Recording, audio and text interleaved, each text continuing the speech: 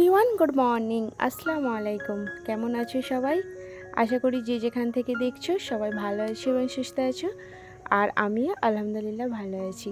আমি তারা লাইফস্টাইল নতুন ভ্লগে আবারও চলে আসলাম একটা নতুন ভ্লগ নিয়ে। আজকের ভ্লগটা আশা করি তোমাদের কিন্তু অনেক ভালো লাগবে। তবে ভ্লগটা কিন্তু অনেকটাই ছোট হয়ে গেছে। অ্যাকচুয়ালি আমি তো এখন দেশে আছি, সেটা বলেইছি।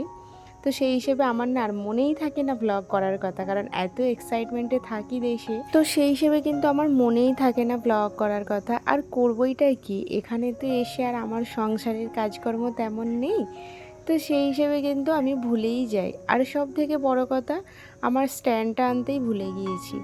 তো স্ট্যান্ডটা যদি নিয়ে আসি তাহলে আর কারোর হাতে ফোন না দিয়ে একা একা বেশ করা যায়। আর এখানে এসে একে বলবো একটু ভিডিও কর, ওকে বলবো ভিডিও কর, আমার জিনিসটা ঠিক একটা ভালো লাগে না। তো সেই হিসেবে কিন্তু আমার এখন তেমনভাবে কোনো ব্লগ শ্যুট করতে আমি পারছিই না। এখানে তো ফিরবি ঠিক আছে, আজকে যেহেতু শ্বশুরবাড়ি যাব, তো সেখানে যে কি ভিডিও করব না করব আমি তো কিছুই ভেবে পাচ্ছি না।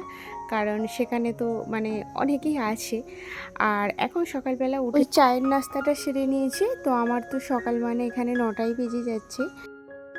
কি এনেছিস রে এটাতে? মাম্মা রুকো রুকো, কি দেখি, তুই কোথায় গিয়েছিলি? হ্যাঁ, কোলাঘাট পার্টি? বাবা, বল না কোন খুশিতে? পার্টি পার্টি, তুই তো আমাদেরকে আজকে নিয়ে যেতে পারতিস, এগুলো না কিনে নিয়ে এসে। এগুলো এখন খাবো না ভাত খাবো? বিকালে পিজাকে গরম করবি কি করে? এটা খোলেতে চিকেন আছে, মনে একটা বাবুকে খাওয়াই। বাবা, এটা আবার কি? সোহেল, সোহেলের তরফ থেকে আজকে পার্টি। কত কিছু এনেছে। এখন দুপুরবেলা ভাত খাবো না, এগুলো খাবো। মামা একটা চিকেন খাবে? খানা খেয়ে খাবে? ঠিক আছে। সোহেল কিন্তু কোলাঘাট গিয়েছিল আর সেখান থেকে এত কিছু নিয়ে এসেছে। আর আমিও ফের কালকে ওই যে বিয়ে বাড়িতে গিয়েছিলাম, মানে আমার ভাগনার বিয়েতে, ওখান থেকে তো কালকে রাত্রিতে চলে আসছিলাম। তো দিদি এত বিরিয়ানি প্যাক করে দিয়েছিল, আর সেই বিরিয়ানিগুলো এনে ফ্রিজেই রেখে দিয়েছিলাম।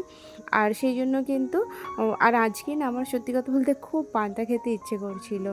আর ওই যে দিদি মাংস রান্না করেছিল, আলু ভাতে করেছিল, তো ওই যার যেটা খেতে ইচ্ছে করলো সে সেটা খেয়েছে। তবে বেশিরভাগ কিন্তু পান্তাটা খাওয়া হয়েছে, কারণ পান্তাটা কিন্তু সবার শখের। তো বিরিয়ানিটা কিন্তু ফ্রিজে রাখাও যাবে। তো এখন দেখো একদম সন্ধ্যাবেলা চলে এসেছি। ওই যে বললাম আমি ভিডিও টিডিও একদম করার কথাও ভুলেই যাচ্ছি। তো এখন কিন্তু আমরা রেডি হয়ে নিয়েছি। আর আমি এত গরম না, সেই জন্য একদম একটা কটনেরই ড্রেস পরেছি, যেটা একদম হালকা। আর এত রাত্রিতে যাচ্ছি বলে সেই জন্য কিন্তু ওটাই পরলাম। আর আমরা কিন্তু যাব শ্বশুর বাড়ি। আর আমরা কিন্তু বাইরে থেকে এসেই না আগে বাপের বাড়িতেই আসি, কারণ আমাদের কাছে লাগেজ অনেকগুলো হয়ে যায়। সেই হিসেবে কিন্তু মানে আমাদেরকে আগে এখানে আসতে হয়, তো সব কিছু রেখে। আর যেহেতু আমরা কিন্তু বেশি দিনের জন্য আসি না, ওই 10, 12, 15 দিনের জন্য, তো সেই হিসেবে কিন্তু সব জায়গায় ঘুরে ঘুরে দিন কাটে। আর আমরা কিন্তু শ্বশুরবাড়িতে গিয়ে থাকা হয় না, ওই 2 দিনের জন্য ঘুরতে গেলাম, তারপর ওখান থেকে ফের অন্য জায়গায় বেড়াতে এখানে ওখানে করেই সময়টা আমাদের কেটে যায়। তো সেই হিসেবে কিন্তু আমরা এসে আগে বাপের বাড়িতেই উঠি। আর এইবারে প্রায় 8 মাস পর যাব। আলাদাই একটা এক্সাইটমেন্ট আছে আমাদের। সত্যি কথা বলতে বাপের বাড়ির থেকে কিন্তু শ্বশুরবাড়ির দিকে বেশি এনজয় করে থাকি আমরা, কিন্তু সময়টা ঠিক দিতে পারি না। অ্যাকচুয়ালি কিন্তু আমাদের ওলা বুক করা হয়েছে শ্বশুরবাড়ি যাব বলে। তো এখান থেকে আমাদের বাড়ি ডাইরেক্ট গাড়ি যেতে মানে শ্বশুরবাড়িতে প্রায় 5-6 ঘন্টা সময় লাগবে ডাইরেক্ট গাড়ি করে গেলে। তো সেই হিসেবে কিন্তু আমরা রাত্রিবেলা বেরোচ্ছি। রাত্রি বলতে সন্ধ্যা এখন, তো ওই 7টার দিকে। আমাদের যাওয়ার কোনো প্ল্যান ছিল না, তো ভাবলাম দিনের বেলা এত গরম, আর যেহেতু ডাইরেক্ট গাড়িতে যাচ্ছি তাহলে চলো এখনই বেরিয়ে পড়ি। তো হঠাৎ করেই কিন্তু আমাদের প্ল্যানটা হয়েছে।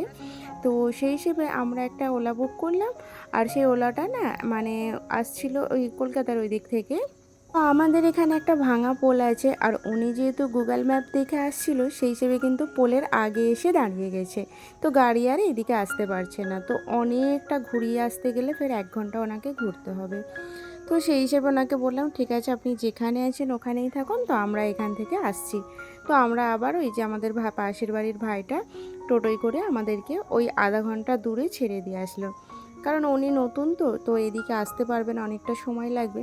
তো সেই হিসাবে ভাবলাম তো ওনাকে ফের 1 ঘন্টা ঘুরে আসতে হবে, তো দরকার নেই। তো তারপরে কিন্তু একদম গাড়িতে উঠে চলে এসেছি, আর অনেক ব্যস্ততার মধ্যেই কিন্তু আমরা এসেছি, অনেকটা লেট হয়ে গেছে। কোলাঘাটে দাঁড়িয়ে এখানে একটু চা পিয়ে নিচ্ছিলাম, কারণ সন্ধ্যার চাটা খাওয়া হয়েছিল না, আর সাথে একটা ডিম টোস্ট বানালাম ওই বাবুকে খাওয়াবো বলে, সাথে আমরাও কিন্তু খেয়ে নিয়েছি হালকা করে। আর এখানে না এই যে ফুলগুলো এত সুন্দর, মানে গজরাগুলো লাগছে, তো এগুলো কিন্তু আমরা মুম্বাই যখন থাকি ঈদের সময় পরি। আর এখানে না এত সুন্দর একটা খুশবু আসছিল, গাড়িটার সামনে দাঁড়িয়েছিলাম। আমি যদি এখন শাড়ি পরতাম অবশ্যই একটা নিয়ে লাগিয়ে নিতাম, তো শাড়ি পরিনি বলে সেই হিসেবে কিন্তু নিলাম না। দেখে কিন্তু খুব ইচ্ছে করছিল একটা নিয়ে পরি।